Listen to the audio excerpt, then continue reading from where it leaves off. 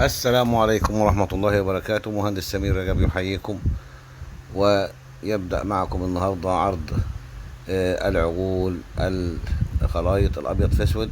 في البداية نبدأ بسم الله ونصلي ونسلم على سيدنا محمد رسول الله عليه الصلاة والسلام. النهاردة عندنا العجول اللي هما بيسموها كل حاجة أبيض في أسود بيسموها هولشتاين. طبعا لا، العجول دي مش هولشتاين، دي خلايط أبيض في أسود محسنة. والفيديو قدام حضراتكم بيتكلم عن نفسه. لما نشوف العجول، طبعا الهولشتاين معروف ان هو عجل بيعمل كرش، لكن العجول دي طبعا ما شاء الله بطن زي الظهر مسطرة زي ما هو هيتوضح في الفيديو دلوقتي. وعندنا كل الاوزان من اول وزن 150 كيلو الى 350 كيلو. الاسعار طبعا العجول ديت مناسبة جدا لدورة التسمين. اللي عاوز يبدأ دورة تسمين بسعر اقل سعر اهو عجل زي ده كده، بسم الله ما شاء الله. والعجول اللي هتظهر النهارده اوزان من 150 لغايه 350.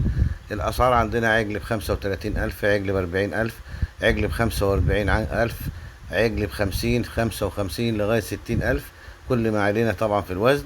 العجول قدام حضراتكم اهو عجل زي ده، بسم الله ما شاء الله. مين يقول ان ده عجل هولشتاين من اللي احنا الناس بتتكلم عليه؟ دي خلايط ابيض في اسود مستورده، حاجه سلالات محسنه. او الفيديو واضح قدام منك، ده شكل عجل يعني ما شاء الله. العجل ملفوف، فتحة ظهر، فتحة من ورا، بسم الله ما شاء الله. العجول بتتكلم عن نفسها. وده طبعا بتتميز بيه شركة جرين جولد، ان هي بتعرض انظف السلالات واعلى السلالات والبضائع اللي هي ممتازة جدا في عالم الثروة الحيوانية. اللي عامل مبادرة ان شاء الله برضو العجل ده مناسب له، اللي هي مبادرة 5% تسمين.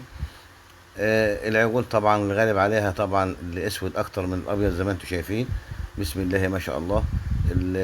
العجول الحيويه والنشاط، ويكفي ان هي بتتحمل النهارده في درجه الحراره العاليه اللي احنا فيها دي.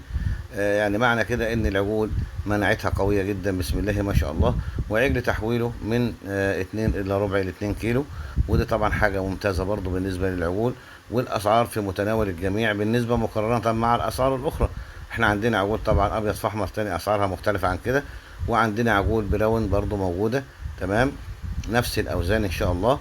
فالنهارده قول لي غلطه في العجل ده ما تخليكش ان انت تشتري العجل ده وتبدا دور التسمين، من حيث السعر ومن حيث الشكل والصفات الجسمانيه اللي تتشابه مع العجول البلدي، بسم الله ما شاء الله.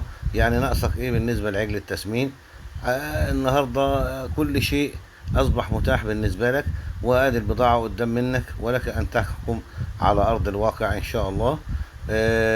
باذنك يا رب. البيع متاح، التحميل فوري. بص شوف شكل العجل، بسم الله ما شاء الله. والسلام عليكم ورحمه الله وبركاته.